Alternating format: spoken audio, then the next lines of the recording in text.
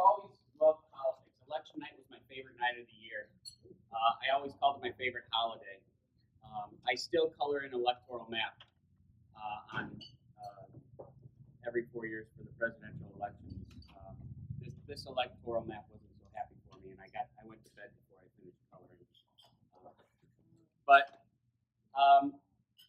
it's always been one of my favorite times of the year, and it's always been because I have a faith in government. I have a belief that government is good and that government will help us. And that's why I chose to teach high school social studies, and I teach high school government, because I have this faith and I want to spread that faith to my students, that if we are active and if we are responsible, we will get the government that we deserve and that we've earned. I took some students to Washington, D.C. for the inauguration of President Trump. Not on purpose. We signed up over a year in advance, and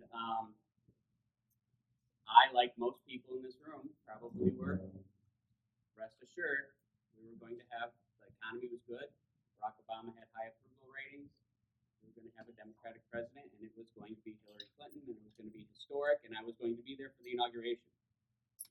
Well, we all know how that ended up. Yeah. And so there's no refunds on these trips with students, so we went. And the inauguration was very tense. I had a student who was crying because of the lack of respect that was shown to the ceremony by the other people in the audience. She was interviewed for the New York Times, for their photojournalists, for their website. And then the next day, we went to D.C., and I'll let you know that the metro was extremely packed that day. And you could not avoid the Women's March downtown.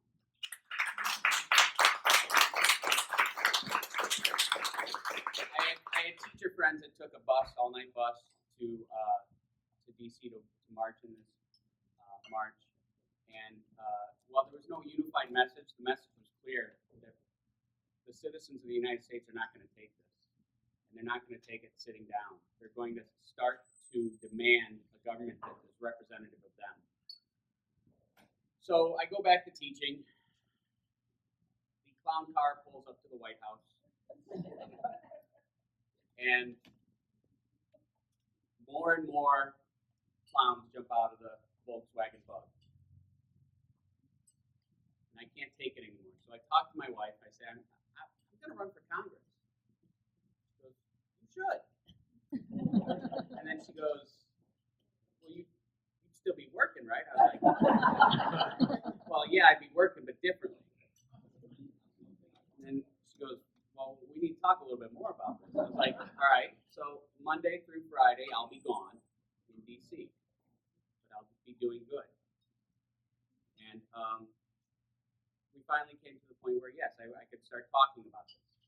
So I met with, I know some people that are in local politics around here, so they introduced me to some people like Sue Klinkhammer, who's the former mayor of St. Charles, and she ran Bill Foster's office when he was the 14th District Representative.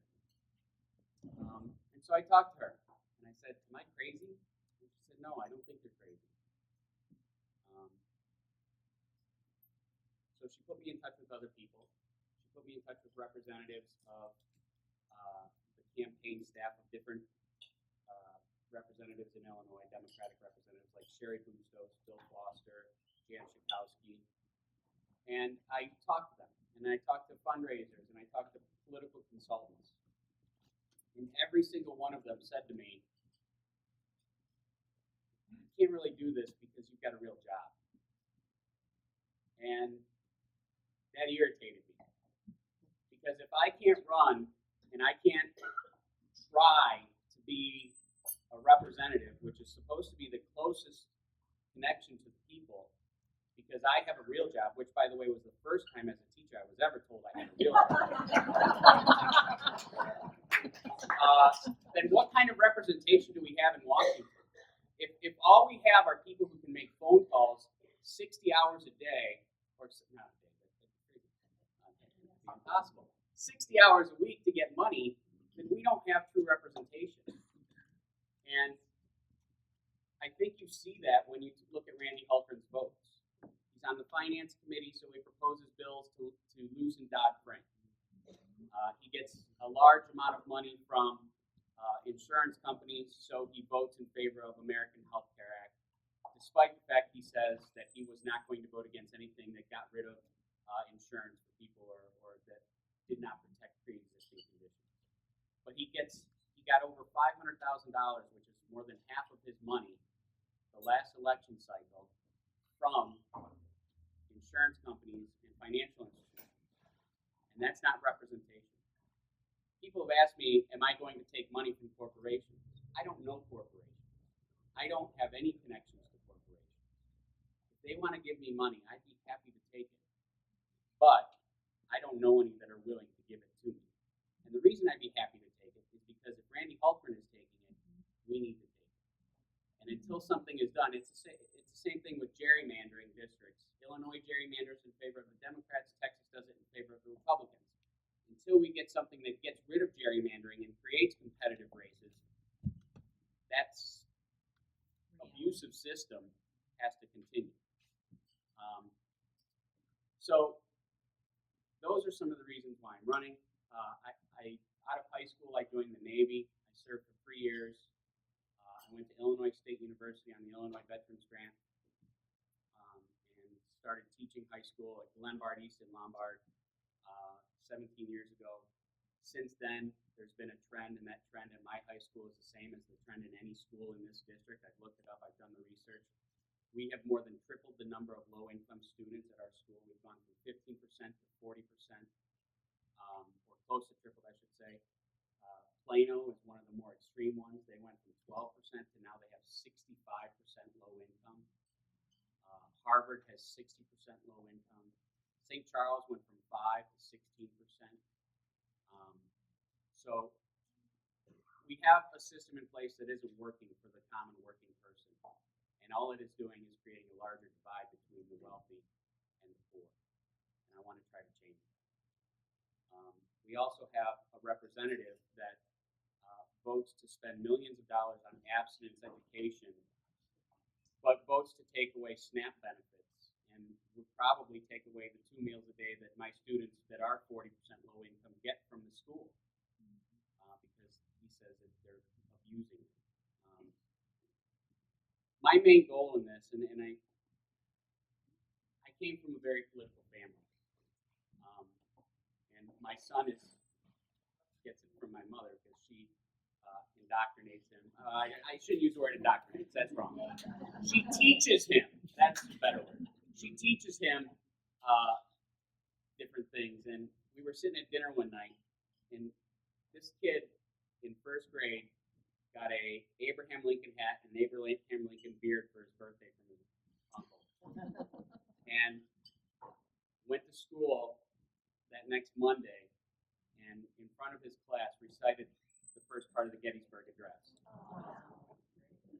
And then a few months later, after, almost a year later, after Trump was inaugurated, we were sitting at the dinner table, and he goes, Dad, and he'd probably been with Grandma that weekend. Dad, I don't get what happened to the Republicans. They went from Lincoln to Trump. I don't understand it. He's in second grade now, and that's just kind of, that's some of this. My grandmother was a devout Republican. I don't see the Republicans caring about the individuals anymore, caring about humans, caring about children. And I want to be the representative that cares about the children and looks to make sure that all children are on equal footing and that we don't continue a cycle of poverty. I was listening to any Elvis Presley fans in the ghetto. Even Elvis got it in the 1950s and 60s, right? It's a song about the cycle of poverty. A child born in the ghetto is not going to get out of the ghetto. And we need to change that, and that's what I think.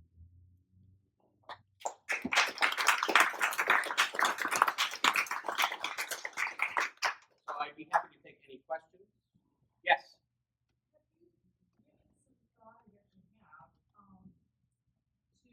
how you would support or what you would support in terms of healthcare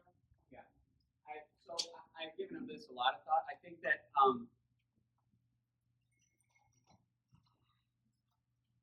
if you follow me on Twitter or Facebook, Twitter is @electVSwanson, and then Victor Swanson for Congress is the Facebook page. I've posted some stuff about this, and if you want something to fail, which the Republicans clearly did, and have wanted something to fail, and you're in charge of it, then it's going to fail. You know, Trump is now talking about withholding subsidies from insurance companies so that these platforms where people get insurance are going to fail. You can't go back to not insuring millions of people. You just can't do it. So I think our only logical step is to get Medicare for all, some preventive care for everyone. Thank you. I have a father who's got Parkinson's who relies on Medicare, and he is able to go to Rush University for his treatments. I have a sister who's got diabetes, who's got a great job, but if she ever were to decide to stay home and then go back into the workforce, there's no protection in this new law for her. And diabetes, and then to keep a cap on the amount of money that an insurance company would have to pay out in the lifetime of an individual is just wrong. There should be no caps. If you have insurance, insurance should be insurance. And that's what you pay for. That's where I'm at. Yes, sir. The term corporate money has got such a dirty connotation. Yeah. But I submit that there's General Electric, General Motors, then there's the general store. Right. Yeah. There's all kinds of corporations, and I dare say there may be a couple of corporate over here tonight. You're old enough to discern whether that corporation has some hooks out for you that they want you to perform for them. And you're old enough to figure that out, I'm sure. So what I'm saying is, don't be afraid of corporate money as far as I'm concerned. Yeah. And there's organizations like both vets that I'm working with, and then of course the NEA and the IFT, or IEA and IFT. And you're absolutely right. There are good corporations, and then there are corporations that expect favors in return. One more thing. Certainly. We're probably 40 or 50 miles at least from the northern border of this country. Do you have any connections up there? Do you know what's going on up there? Is there another candidate up there? I've been up to there twice for a meeting. I'm going up again. They're having their big fundraising dinner. I should say the Democrats are having their big fundraising dinner the first weekend of June, and I'm going up there. I have no connections in McHenry County. I'm trying to make some right now. I went and spoke. One of the first talks I gave was at the McHenry County Democrats, and if you guys went to a Democratic meeting, John was talking that we need to hold Democrats accountable just like we need to hold Randy Holcomb accountable. I totally agree with that. And if you want to talk to me about the D trip, we can talk about the D trip because I'm not a fan right now. But I'm trying to make these connections up in McHenry County. I have deep roots in Kendall County and Kane County. My family owned land in Kendall County for over 100 years. We lived there for over 100 years. My father owned and my grandfather owned a plumbing business in Aurora in Kane County. My mother's lived here forever in Geneva, and then my godmother's lived here forever as well. So I have some deep roots, yes. Is Swanson Plumbing a corporation? Yes. Swanson Plumbing, well, my father's company went out of business. Yeah. So it might be a very general question, but there have been an increase in gang activities and drugs around Chicago, whether it is the city and suburbs. And it is very sad to see this mostly affecting the children in New York. So, can you give us a perspective as how this can tackle from the government? Well, I think the first thing you need to do is instead of $200 billion into the defense fund, put $200 billion into the Department of Education. Not only into the Department of Education, but I mean, if you divide that up, you could put it into Health and Human Services. You could put it into the Department of Agriculture. But if we take care of the basic needs of children, then they're not going to look for that gang activity, that connection with those people that they're looking for. So I think we need to take a look at our priorities and shift our priorities from defense to children. I think that's how you start.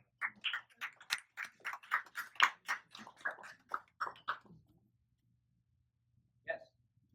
Randy says he's big on jobs and that's his primary focus. Right. How would you address that? How would you talk about jobs in this area? I teach social studies, but I don't teach economics. So I went to my economics teacher for a little help with this. To put it into words, ideas, I guess. We need to give tax credits to people who are going to spend their money. Wealthy people don't spend their money, so this tax reform that Paul Ryan's talking about, yes, we need tax reform. His type of tax reform is not what we need, though. The type of tax reform we need is the type of tax reform that puts money into the pockets of individuals like me, like my mother, like the people in here, because we spend that money, okay?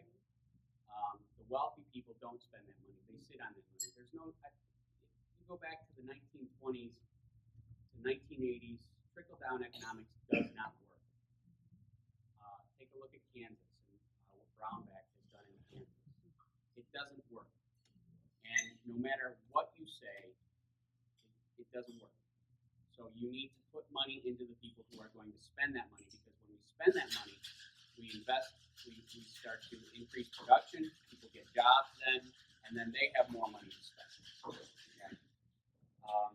So give tax credits to the working class. If we take, I listen to NPR in the morning on the way to work, and there was a guy who was talking about giving a tax credit on the first $25,000 of income would solve so many problems, because those are the people that spend the money. And then you raise it by 25,000, whatever that cap is, by 25,000. One of those. Yes. Do you have any support yet through the teachers union to coordinate with other unions? I have some support with my teachers union in Glenbard. They are they've sent out letters to or emails to different people. I was speaking to you earlier. My campaign is me and one guy who told me that I couldn't run for office because I had a real job. I hired him because I was so frustrated at his statement. So that's my campaign right now. That's my campaign staff. I've got a lot of volunteer forms. We're working through those. We're going to be doing something with them shortly. If you want to go to electvictorswanson.com and sign up for a volunteer thing, that's great. Or if you have a further question that you didn't want to ask or you didn't get to ask today, you can contact me. I'm the one that responds. I'm the one that sends an email back with the volunteer sign up.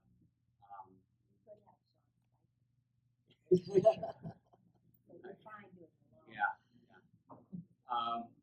So it's just me right now.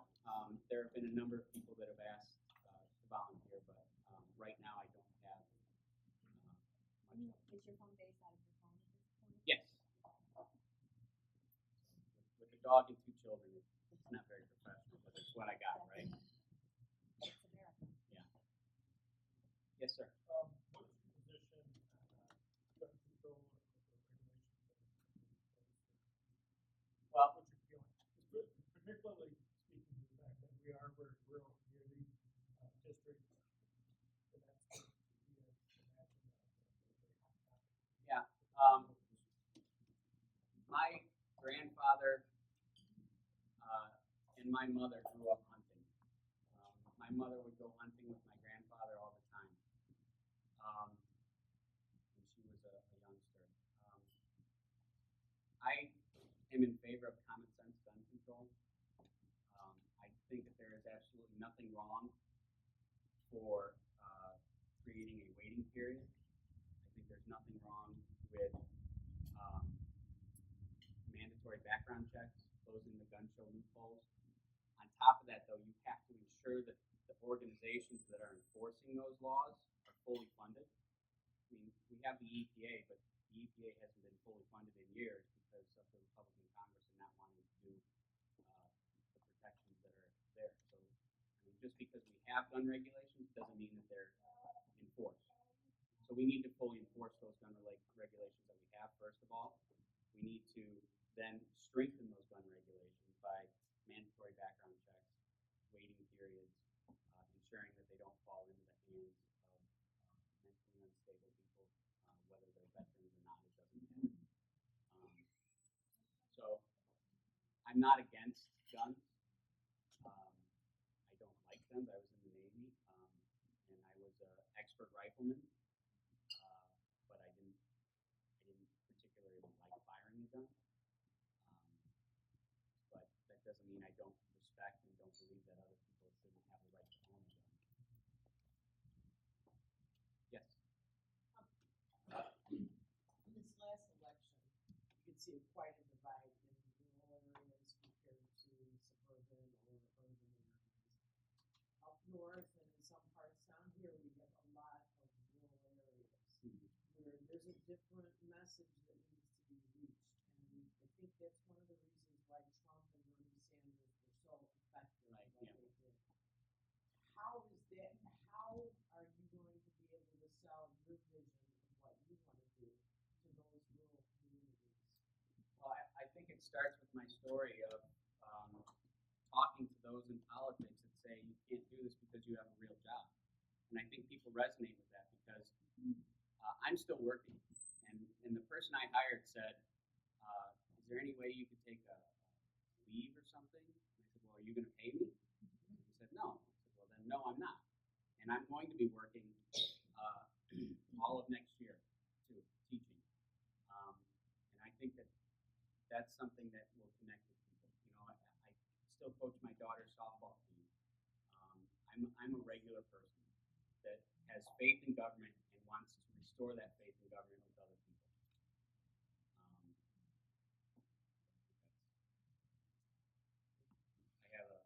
My mother has a question, but I don't fall on her. Would you plan on working to reenact the Brady Bill? I support the Brady Bill, yeah.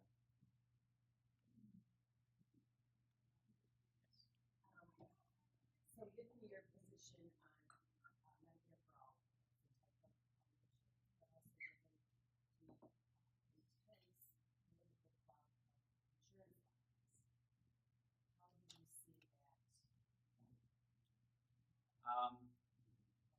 Well, this is one of the things that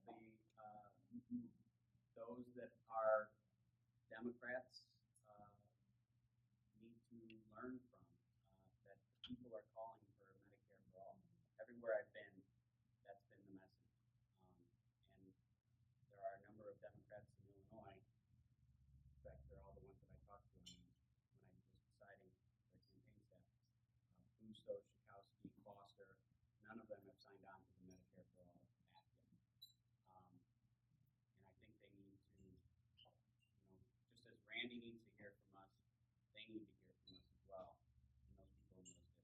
Bill Foster is a great representative, but he needs to understand that the movement is towards Medicare for All, and that it's not about the insurance company corporations. When you take a look at the amount of bonuses and the money that they handed out for insurance companies for their CEOs, it's absurd. They've had record profits, but we don't get that money. What we get is rising insurance costs. So I think that the people need to speak up, and the people need to let insurance companies and Democrats as well as Republicans know, Republicans with their vote, let people know, let the Republicans know by the people with their vote, and the Democrats know by sending in messages that the country's ready for this.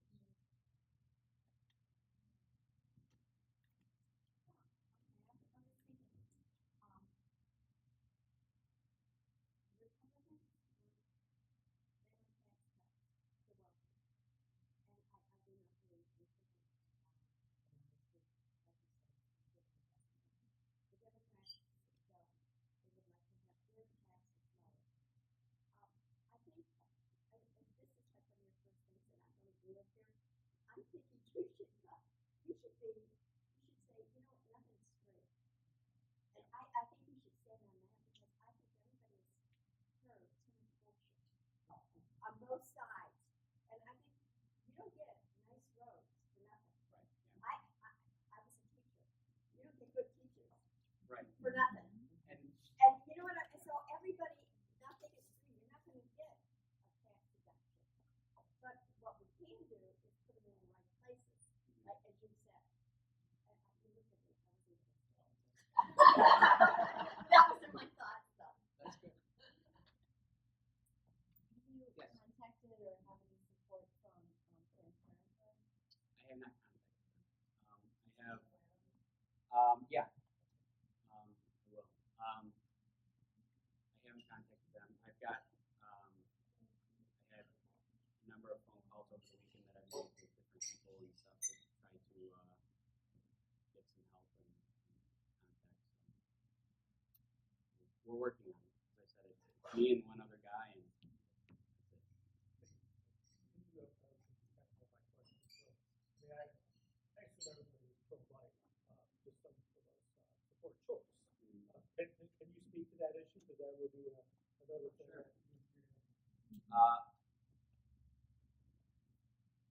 I'm pro-choice. I have.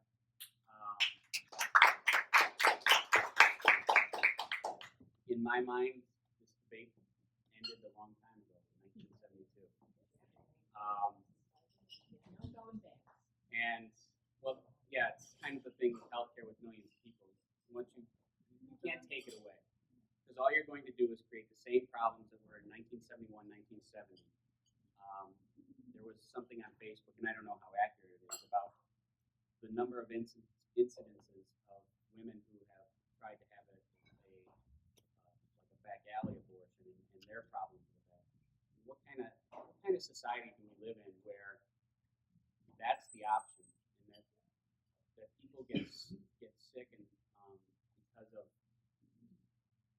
not being able to get medical treatment for something that they've chosen to have, or not. I support pro-choice. The other thing is, I'm glad that the Republicans in the Senate did finally put one woman on the healthcare committee. Yeah, so it's I think 14 and 1, and oddly enough, it is her first term on that in the Senate. So they didn't go with Susan Collins or somebody who's been there for a long time. They went with somebody who doesn't know the ropes as much as the others. Yes. As far as the Planned Parenthood, pro-choice, pro-life, whatever, I do believe that there are a lot of, well, I'm Catholic, and I believe there are a lot of Catholic people who will vote for a Republican because they believe that Republicans are pro-life and somehow Democrats are not. And I think that, I guess my view is if you try to grow a seed in toxic soil, it's not going to grow. So shouldn't we be working on a civil society where you end up with circumstances where that's not such an issue? Mm-hmm. Yeah, I mean, it goes back to this gentleman's question about gangs and children joining gangs and children being affected by the violence. It also goes back to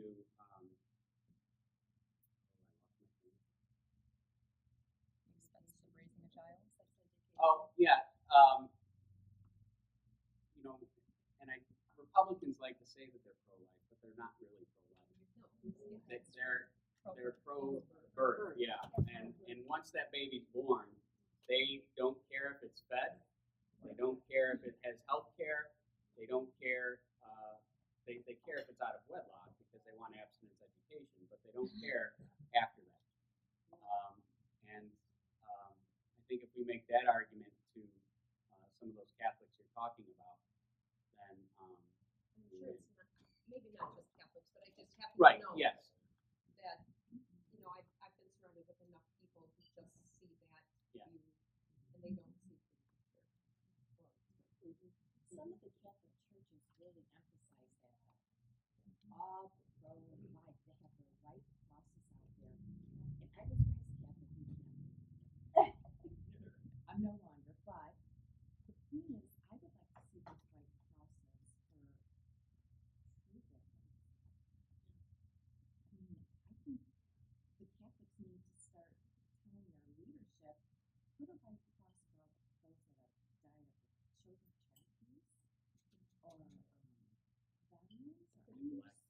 They're both Rape rape victims. victims is against the Johnson Amendment.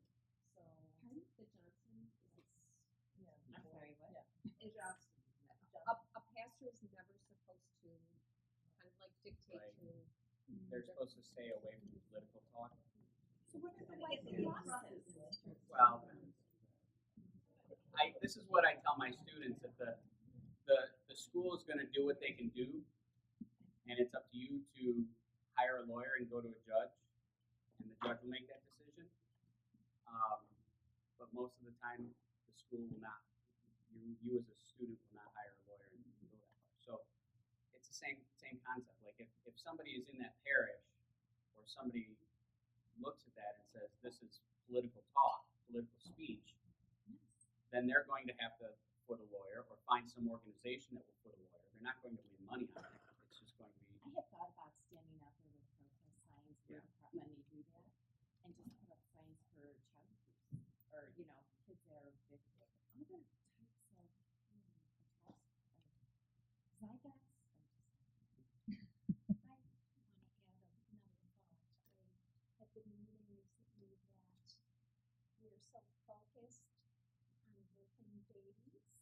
The statistics for maternal deaths in the United States is really, really bad. We don't care about the health of the mother, despite the fact We don't care about that women. women raise children and it takes two to have a baby. So when we talk about maternal health and maternal care, we need to make sure that we're addressing that somewhere out there's a father that participated in the creation of this child, whether he is married to that woman or not. That is also his child, and that is a woman that he had a relationship with. Health care for maternal care is not exclusive to women. It is about our communities and the people in our communities. When we have healthy babies and healthy mothers, everybody wins. We cannot create winners and losers in health and education. So I think those are really critical things that are messages.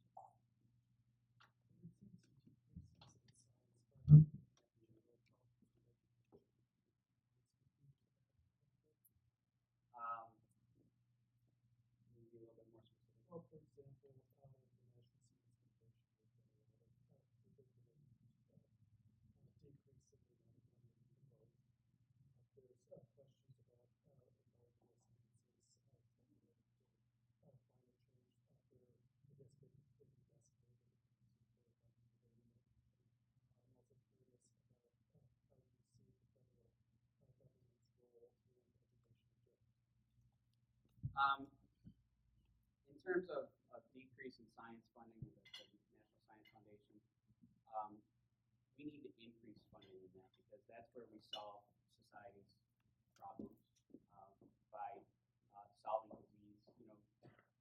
Most medicines and most things that help us in society come from the National Science Foundation or some funded lab from the National Science Foundation.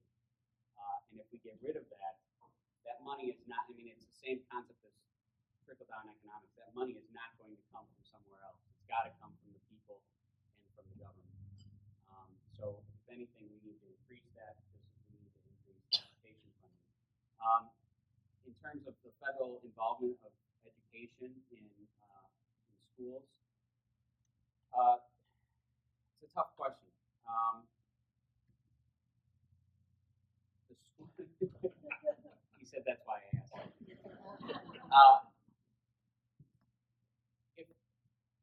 If we leave things to the states and we say, okay, here's your money, then we know what's going to happen in some states, right?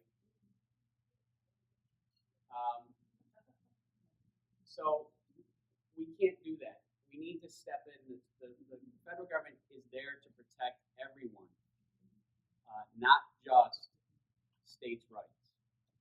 And schools, if they're getting funding, just like with the Voting Rights Act that has been moved, the Supreme Court said, oh, racism isn't a problem anymore, so we don't need as much as strict a right to voting rights. It's the same kind of problem. If there are policies in schools that take away the rights of students, then we need to have the federal government step in. And you don't punish schools for failing by giving them less money. You fix schools. don't take money away from them and say, all right, now do better. Okay? Don't villainize teachers because they earn an income to take care of their family. So the federal government there should be in education to protect and ensure that everyone gets an equal footing to start. And in particular, my whole focus would be on pre-K and elementary. I think there's a lot of people out there that are calling for free college tuition and all that stuff, and as you said, nothing's really free. I think that if we start at the lower level, at the base, with pre-K and elementary education, we can do a tremendous amount of service. And not to mention the fact that my father was a union plumber. He didn't need to go to college. And in terms of my school, and I'm sure this is true of other schools, those kind of trades are out of schools now. And we need to, my daughter's third grade, or my son's second grade show was last week, and the teacher came out, and she's a wonderful teacher. And she said, "Oh, we took a lot of tests this year," and part of me cried, part of me died inside, because that's not education. And I've often thought, like, at one point, because my kids love school now, but at what point does our education system suck the life out of people, out of students, where they hate it? Or is it just part of growing up that they decide to hate school? But I think we do a large disservice to our students by the system of education that we have. And we do a large disservice to our students by villainizing education in general.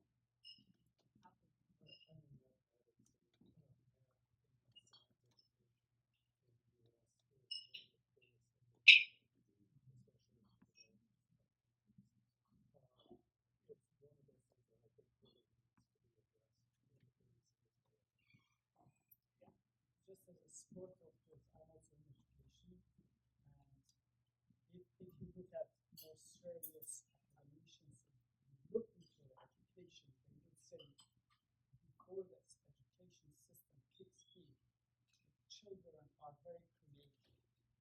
Once it kicks in, creativity goes down.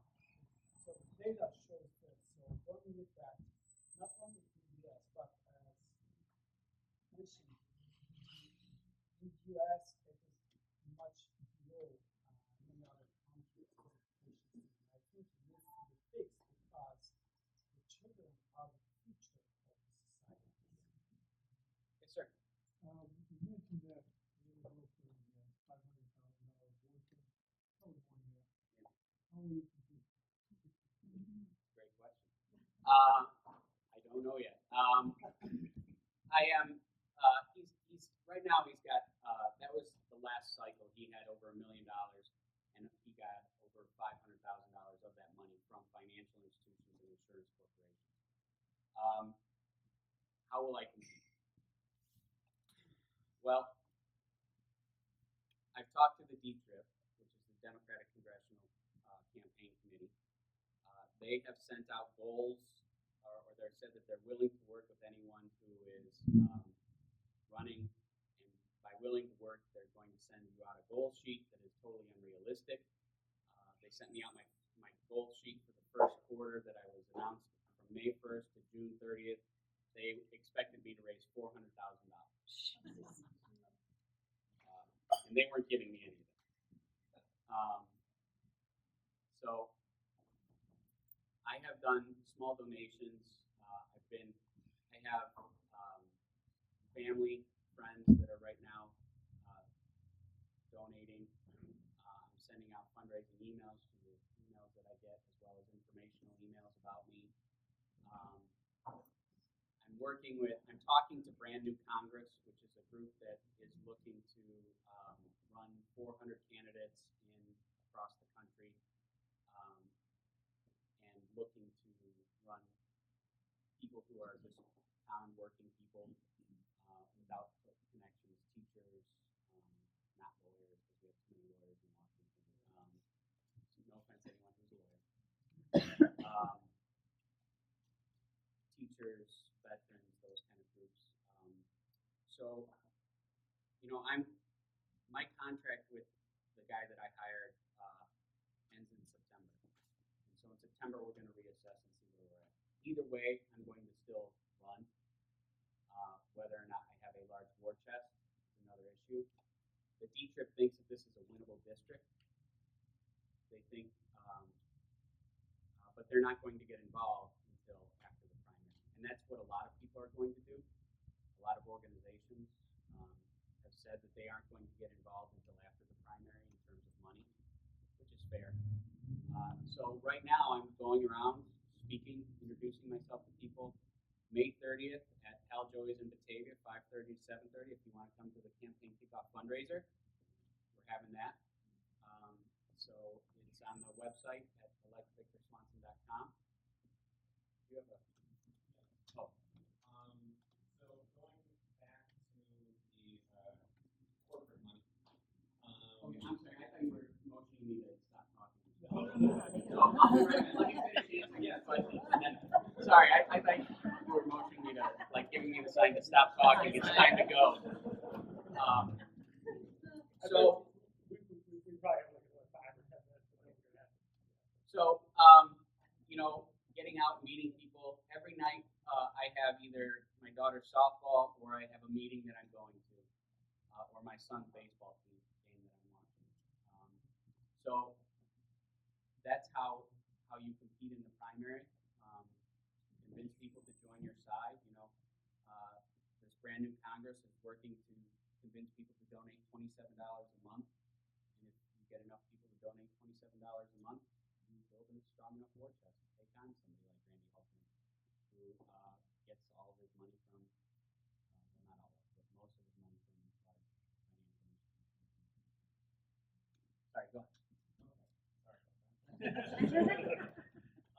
So going back to money in politics and large-scale corporations, obviously we can understand that we can't paint everything with a broad brush, saying that all corporations are bad. I think it's more an issue of the fact that we put them in a situation where their only thought has to do with how they can maximize their profits. And when I listen to all the things that we've been talking about here today, it sounds like almost every single one of those could be fixed by taking money out of politics. And it's no longer an issue of Democrat or Republican, it's the issue of corruption. It's the issue that the corporate Democrats are voting on the same line for Republicans and everything that matters. The only thing that can use to confuse us is the proportion of the pay rates, things like that. Because in almost everything else, they're essentially the same people. So when we take away the ability for any corporation, good, bad, or otherwise, to say everyone needs to move to independent and funding from people like the progressives in this room, then all of a sudden we don't have the type of education budget because you guys are the ones who have all of the control. So what are our thoughts on fighting with groups like Wolfpack, who have actually joined with a brand new Congress to essentially pass an amendment to get money out of politics? Going through this process, I've learned a lot. And what I've learned is that most Congress people hate those phone calls. That they are in a cubicle 5 days a week at some point in their day, making phone calls for an hour or 2 hours asking for money. And they hate it. So why don't they do something about it if they hate it? That's the simplest thing, right? Like, last week I did my first call time, and it was the most uncomfortable thing I've ever done in my life. And I was in the Navy, so there were some uncomfortable moments there, It would be great to get money out of politics, and that's what I would fight for. But until then, I can't say that I'm not going to accept money because we need to be on equal footing. I've actually thought about this a lot, and I've thought, I've got money coming from, my brother lives in California, and I've got money coming from California. I've money coming from elsewhere. And if we could find some way to limit the money to people in the district, that would be great. I don't know how we would have to word that for it to pass constitutional rationale, but if we could get money out of politics by rewording some of the language that was overturned by Citizens United, and then limiting money to within the district, that would be awesome. I mean, on top of that, you'd also have to get rid of gerrymandering throughout the nation as well. I mean, there's a lot of problems. Yes, sir. I asked too many.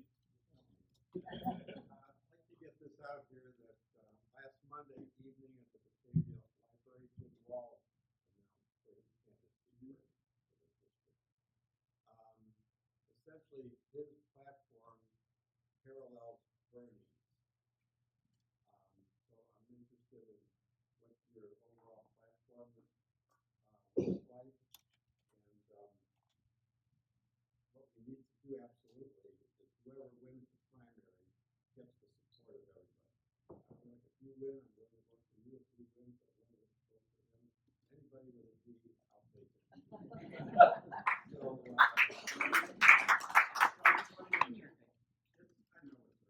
Yeah. If you go to my website, I've got a lot of issues up there. If there's any other issue that you'd like to see where I stand on, I'd be happy to answer. You just have to fill out the contact form or send an email. I'm a fairly liberal person, but I'm also a moderate. I believe that our government works best when there is conversation and discussion about issues. I believe that our government works best when we maximize participatory democracy, that we don't have limits on it with voter ID and registration laws that limit people from participating in our democracy. I believe that our democracy works best when we have competitive races. Jim Walz is a great person. I've met him twice, and both times I was impressed with him. I probably shouldn't tell that to you guys, but I was impressed with him. He's a nice gentleman, and if he wins the primary, I have no problem voting for him. I voted for him last time.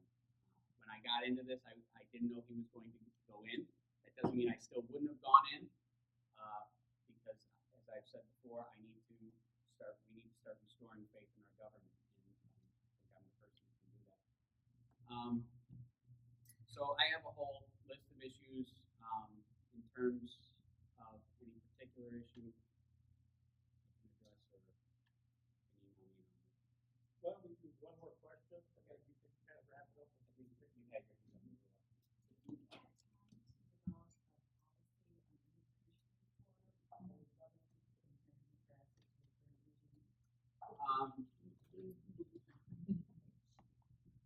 the Republicans have a short memory, because in the 80s, Reagan amnestied all the illegal immigrants.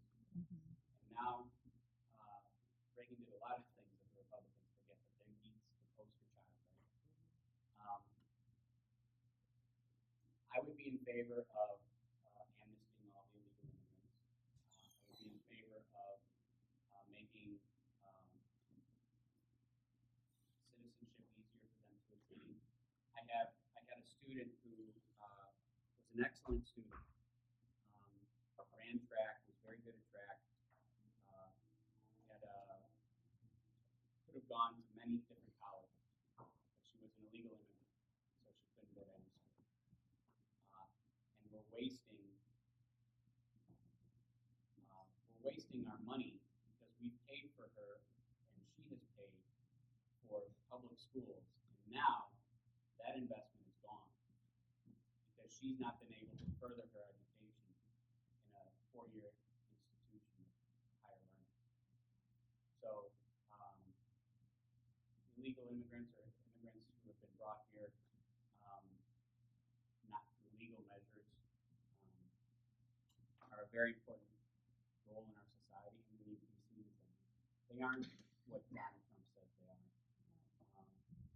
I've yet to meet one in my school that is.